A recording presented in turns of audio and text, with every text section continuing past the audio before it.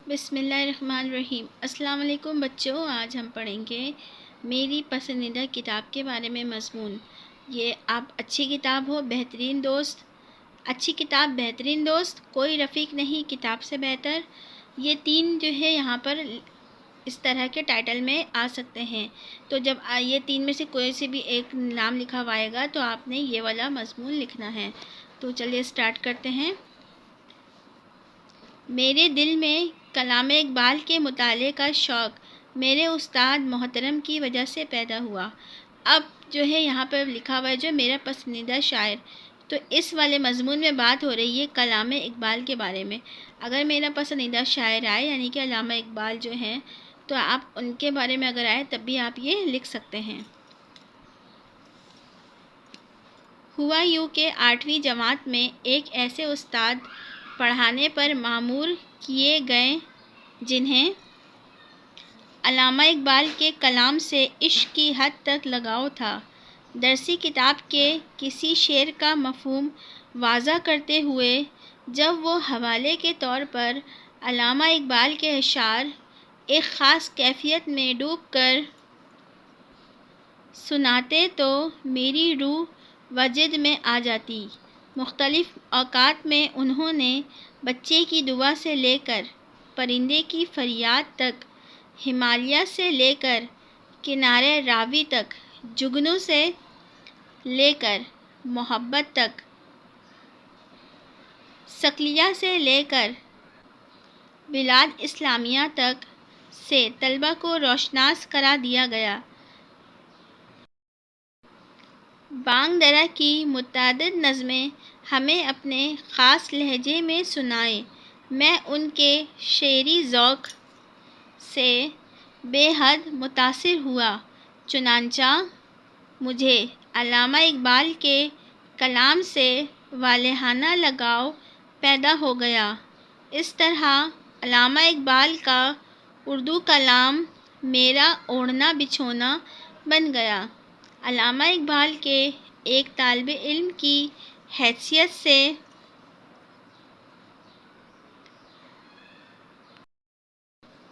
بانگ درا کے علاوہ بال جبریل اور ضرب کلیم بھی زیر مطالعہ رہے، لیکن بانگ درا نے جس انداز سے میرے شعری ذوق کو نکھارا اور گہرے نقوش میرے دل پر چھوڑے وہ کبھی فراموش نہیں ہوں گے۔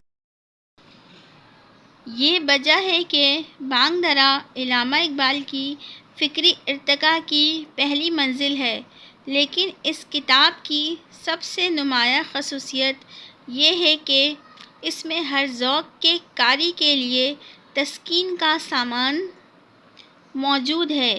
اس لیے یہ کتاب میرے لیے ایک بہترین دوست کی حیثیت رکھتی ہے۔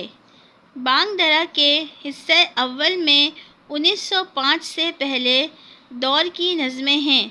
اردو کے بڑے بڑے شاعروں نے زندگی کی عام قدروں کی ترجمانی کرتے ہوئے بالعموم بڑی عمر کے لوگوں کے لیے بہت کچھ لکھا ہے، مگر علامہ اقبال نے ایک عظیم شاعر ہوتے ہوئے بچوں کے لیے بھی بہت خوبصورت اور سبق آموز نظمیں لکھی ہیں۔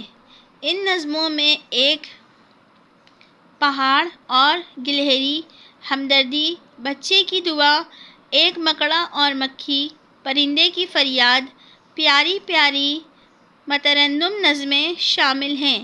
بچے کی دعا میں شاعر نے ایک بچے کی نیک خواہشات کا اظہار دعا کے روپ میں کیا ہے۔ بانگ درا کی شاعری کی ابتدائی دور میں علامہ اقبال نے ایک وطن پرست شاعر کی حیثیت سے ہندوستان کے رہنے والوں کو خواب غفلت سے بیدار کرنے اور ان پر آزادی کی اہمیت واضح کرنے کے لیے جو نظمیں لکھی ہیں ان میں ترانۂ ہندی، نیا سنوالا اور تصویر درد شاعر کی خلوص، دردمندی اور خوبصورت اسلوب کی وجہ سے بہت متاثر کرتی ہے۔ 1908 میں یورپ کے تعلیمی سفر سے واپسی پر اقبال کے انداز فکر میں زبردست تبدیلی آ گئی۔ وہ اہل مغرب کی کھوکھلی تہذیب، ان کی مادہ پرستانہ اقدار اور ان کی محدد وطن پرستی کے ظالمانہ تصور سے متنفر ہو گئے۔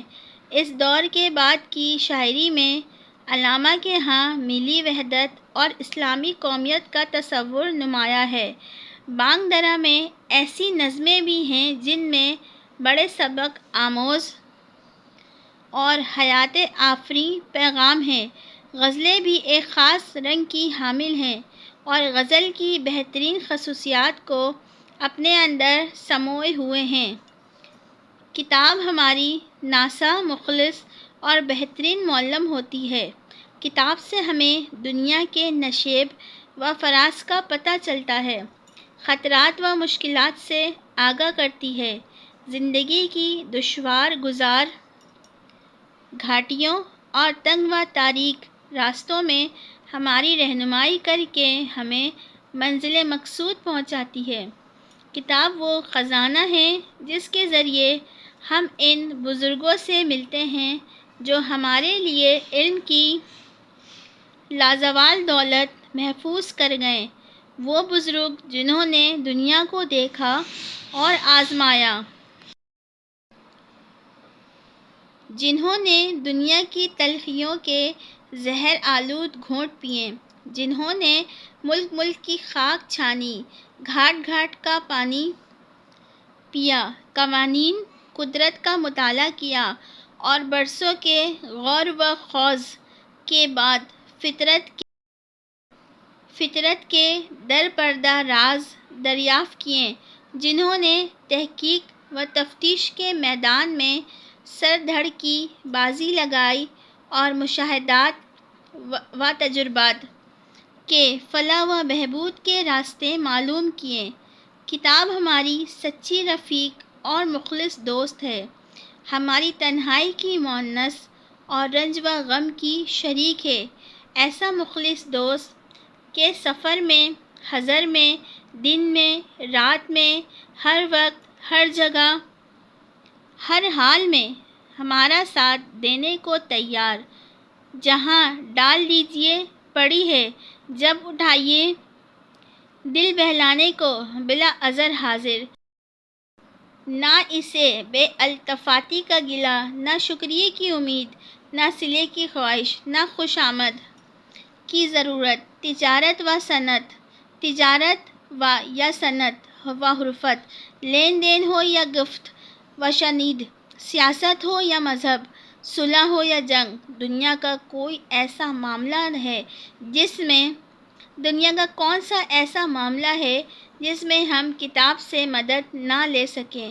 کتاب ایک جام جہاں نما ہے جو گھر بیٹھے ملک ملک کی سیر کراتی ہے، کبھی یورپ کی خوشحالی، ترقی اور عروج دکھاتی ہے، کبھی ایشیا کی پریشانی، کبھی امریکہ کی دولت، کبھی اپنے ہاں کی مفلسی اور بدنظمی کا نقشہ کھینچتی ہے، تو کبھی ماضی کی ستوت و شوکت اور فاتح عالم کے کارنامے سناتی ہے۔